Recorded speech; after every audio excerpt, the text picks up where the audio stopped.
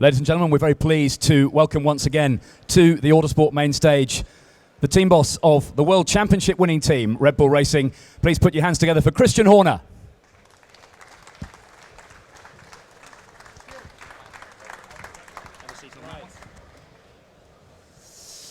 Ladies and gents, we will have my assistant out in the crowd with a microphone. So if you've got a question for Christian, anything you like, anything we perhaps don't touch on, then stick your hand up and David will endeavour to find you. Christian, welcome. Happy New Year. Good to see you again. The euphoria over the World Championship success in Abu Dhabi, has it died down at all? Well, it seems a long time ago now, but we obviously enjoyed the moment and the celebrations that followed. So it was a fantastic feeling, coming back from Abu Dhabi, having won the Constructors the week before and coming back with the Drivers' Championship as well was something very, very special for the whole team. Obviously for Sebastian, and it was just a phenomenal thing to have achieved in what was a relatively short space of time. It was really touch and go, wasn't it, over the course of the season, that the points table sort of flitted one way and the other, and I don't think anybody quite got a handle on who was going to kind of stick out. No, it was fascinating. I mean, the championship sort of ebbed and flowed during the year, and with 5 drivers being in contention from pretty much the start to pretty much the end of the season. So, different drivers had different periods of sort of purple patches, and ultimately, only time Sebastian led the championship was at the end after the Abu Dhabi race. So, we went there with both of our guys with a chance of winning the World Championship. Mark, going into the event, had mathematically the better chance, but it all panned out fairly uniquely in Abu Dhabi, as nobody could have anticipated, and with Sebastian becoming the youngest ever world champion. It's extraordinary to think that he only led the championship that afternoon, but of course he won as many races as Fernando Alonso with 5 and 10 pole positions, so it was entirely deserving. No, absolutely. I think that if you look at his year, Sebastian's year, he had a lot of bad luck, and unfortunately Fernando was always about to benefit from his misfortune. So the spark plug in the opening race in Bahrain gifted Fernando a win there. The engine failure in Korea, again another win there to Fernando. So he started to wonder whether he still had some kind of agreement with Renault. Yeah, and 25 points lost in Australia. Yes, that was a tough one for him, obviously, in a commanding lead there also. So Sebastian had his bad luck, but he never lost his focus. He stayed absolutely motivated, and ultimately it paid off at the end. I think it's a good job. I think he'd have won the championship in August without all that trouble. Sebastian and Mark reasonably publicly were sort of not at each other's throats, but there were a few problems during the year. Was it difficult for you to manage that situation? You got a very young guy against an older guy, more experienced, and it didn't always gel, did it? It's very generous. I think that Mark and Sebastian are both great drivers. They're both massively competitive. They're at different stages in their careers. Obviously we provided them both with a great car. We allowed them to race, and when they're going for the biggest prize in motorsport, inevitably there is sometimes going to be tension. But that boiled over on a couple of occasions. But by and large, they've pushed each other hard, and they've brought the best out of each other. And I think it's been actually pretty healthy to have that competition, to have that spirit within the team to bring the best out of each other. Just officially on the record for the final time, whose fault was it in Turkey? I just need a name. McLaren, actually, because they were much too quick. But no, I mean, that was a classic example where 2 weeks earlier we'd had the best weekend, arguably in our history, where we'd achieved a 1-2 finish in Monaco. Mark had driven a stunning race there. And then 2 weeks later in Istanbul, we'd managed to get both the guys into a 1-2 position with the McLarens right behind us. And, they then started to get pretty close to each other, obviously race each other. And unfortunately, not enough room was given, and the result was inevitably contact. So it was a great shame for the team, because ultimately it was the team that lost out from that. But I think both drivers and the team learned from that event, and we didn't see anything like it again. Mark was unsure of the team's loyalty towards him at some point. Dietrich Mateschitz, the team owner, said, "I don't care who wins, as long as it's one of them." Is that a philosophy that was shared by the whole team? No, absolutely. I mean, Dietrich from even last year, 2009, was saying, I don't mind if we have the oldest or the youngest world champion, so long as Red Bull achieves that target and goal. And I think that, Mark has had tremendous support from within the team. I think he recognises that, and we've done our best to give both drivers equal opportunity, so that it's been down to what they've done on the circuit that counts, and that's the way that we'll continue in 2011. We've read recently that they've cleared the air, they've gone out for a pint and had a curry or whatever, and they're okay with each other. Is that right? Yeah, I think in the aftermath of Abu Dhabi, obviously you've got two mixed emotions. In one room, you've got one guy that's just won the World Championship. You've got in the other room, Mark, who's just lost his dream of becoming the champion. So it was a funny dynamic, obviously, there. But the two drivers got together, not pressured or forced, of their own volition to talk to each other, and I think that was testimony to the sporting character of both of them. And they had a good session. They cleared the air, and I think they're a phenomenal partnership. Going into 2011, they will for sure push each other hard. Hopefully, we can provide them with a great car again to run at the front. You seem to bat off very coolly and calmly the sort of season-long niggling towards Red Bull. Ride height, flexi wings, and now how much money you're spending. Is it just part and parcel of the game? You're starting to sound like Eddie Jordan. I was going to wear very tight white trousers. Basically, inevitably, when you're successful and you're running at the front, if people don't understand why you're quick, you must be cheating. And since the first race in Bahrain, there were accusations about ride height controls. We then had front wings, and then obviously the latest one is we've spent 5 times more than anybody else. But that's inevitable of when you're competitive, and I think the team has. It doesn't take notice of those things, because for us it's just a demonstration that we're doing our job well and properly. That it's a backhanded compliment if people are sniping at you, because ultimately we know that our car complies, and we've complied with the rules and regulations. You took the championship double in year 6 of Red Bull Racing. Did that match or exceed the team's expectations from that first year? When you set out in 2005, how quickly did you want to win?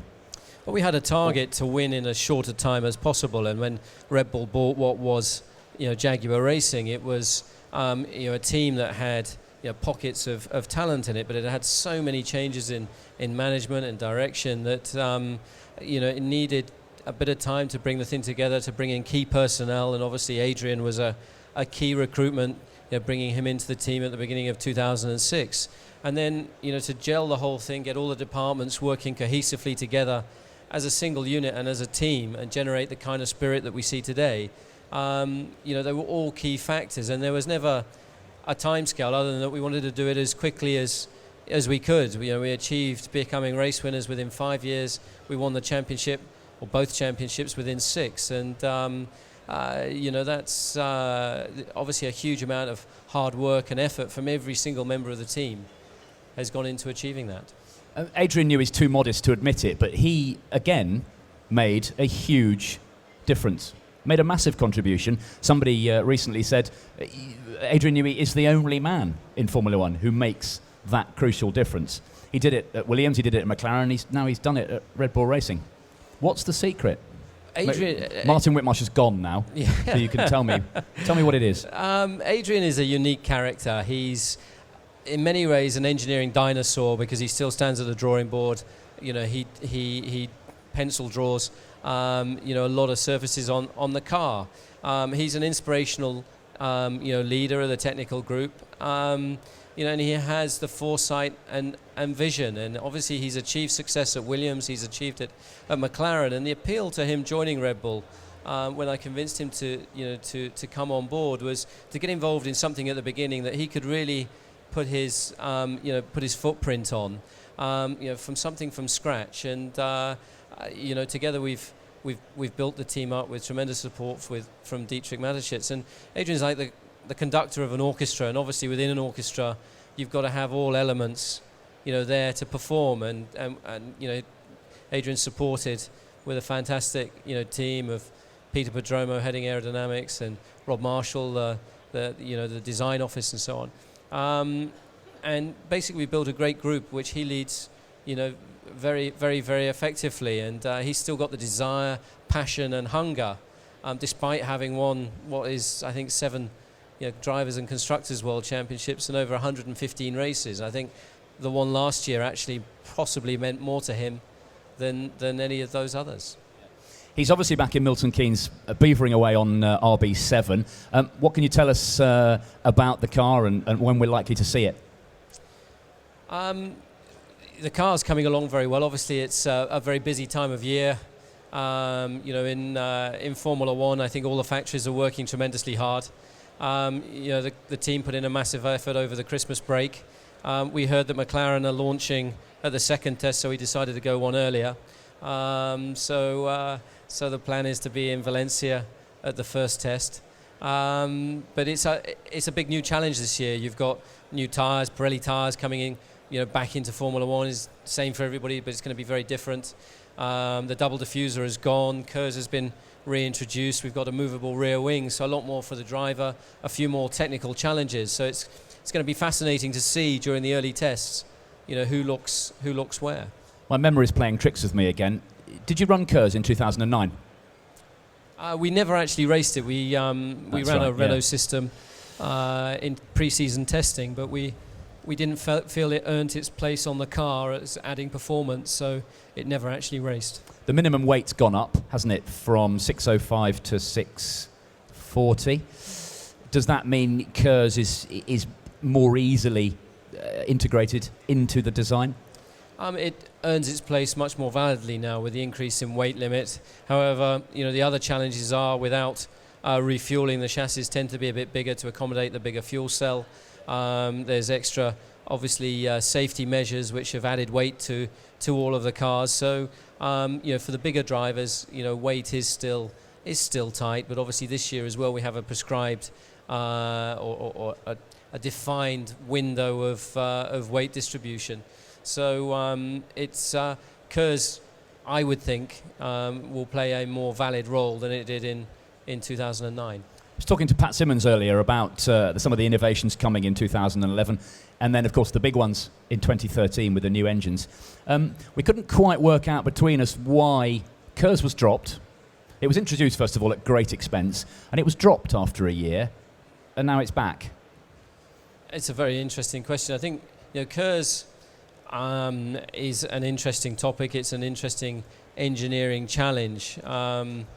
What it actually contributed in 2009 is debatable. Obviously, with the increase in weight limit, it becomes a more valid introduction to the cars in 2011. But obviously, I think the road relevance of the systems that we're running are perhaps limited, which is why my preference would have been to look at something totally different with a new drivetrain in 2013, as opposed to a halfway house, which we potentially find ourselves with for 2011 and 12. But it's an interesting technology. Obviously, different teams will apply different solutions, and as we saw, it can be very, very powerful, particularly off the line. And our simulations suggest that at most circuits.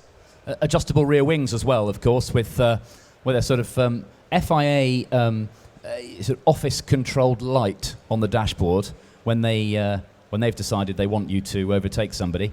That's got potential to go wrong, hasn't it?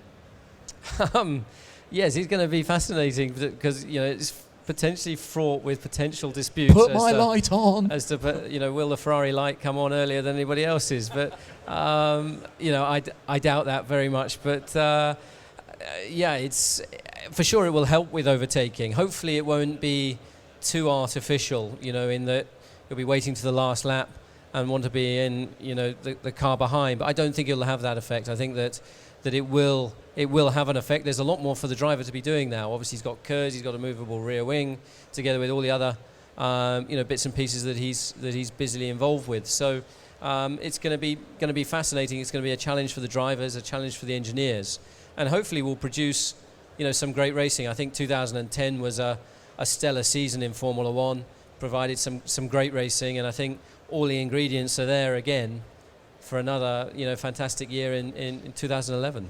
A very different drivetrain, as Pat Simmons says we must call it now. It's not just an engine. For 2013, 4-cylinder, 1.6 litre turbo. Is that a move that Red Bull Racing supports? Are you behind the new initiatives to be cheaper and cleaner? Well, we're not an engine manufacturer, so for us, I think the most important thing for Red Bull is that Formula One is a sport, and it must appeal to the fans, to the public. And so whatever engine is introduced, and obviously the proposed engine, looks interesting, but I think it needs those key ingredients of power, of sound. I don't think people are going to want to hear, low revving, quiet engines. Formula One is about noise, it's about, speed, and I think those elements are crucial. So for sure, it's important that we find, the current engine is potentially outdated in the modern world, but it's important that the new engine fulfills the criteria that Formula One needs to maintain and increase its appeal to the fans and spectators and public. You're running Renault engines again in 2011. Has the recent Renault Lotus tie-up and all the sort of noise surrounding that affected your program in any way? Or Renault still fully committed to supplying you? It hasn't affected us in any way. Renault have effectively, they've withdrawn from being a shareholder within a Formula One team, so they're purely an engine supplier now. We've enjoyed a great relationship with Renault since the commencement in 2007. The relationship, has resulted in a double world championship in 2010. We have a very close working relationship with our colleagues in Viri, and we only see that increasing in coming times. So I think it's great that Renault have stayed in and committed to Formula One, supplying 3 teams. But in terms of does it have any effect on us? Though, absolutely not. Okay, let's get some questions then for Christian. Is David still there with the microphone? There he is. Any questions for Christian that we haven't perhaps touched on? Anything at all? That's one behind you, Dave. Yeah, I was just wondering whether last season I thought some of the rookies got a difficult job on with limited testing, whether there ought to be a bit more testing brought back, more practice or... Yeah, it's hard for rookies. It's hard for guys with no experience to just jump in and race, isn't it, when there's no testing? It's very difficult, because the role of test driver today is massively diminished. With only 15 days pre-season testing, the race drivers are going to want all of that, and then with the ban of in-season testing, which was done for the right reasons, which reduce costs, but the penalty of that is the young guys aren't getting the time and the seat mileage. So Red Bull's slightly unique in that the Toro Rosso teams primarily focuses to train young drivers, but it is something that I think we need to look at quite closely as a sport to allow the rookies a bit more time, a bit more seat time, maybe running on a Friday or some kind of solution to encourage youngsters to get the opportunity. Otherwise, it becomes harder and harder for aspiring and talented rookie drivers to make that step into Formula One. You guys have got Daniel Ricciardo for a Friday role. He was at the young driver test in Abu Dhabi after the season closing Grand Prix. He absolutely flew, didn't he? Absolutely flew, and was very impressive, and has landed himself a role. Yeah, no, Daniel's a very impressive young driver. He's a product of the young driver program, and we rate him very, very highly. I think that he's a talent of the future, and he'll be working primarily for Toro Rosso on a Friday this year. But both he and another young Frenchman, Jean-Eric Vergne, who won the British Formula 3 Championship last year, again another very, very talented youngster. That are pushing hard to earn their stripes. Good stuff. Christian, we'll let you go. Always good to talk to you. Thanks for sparing the time. Ladies and gentlemen, your round of applause, please, for Christian Horner.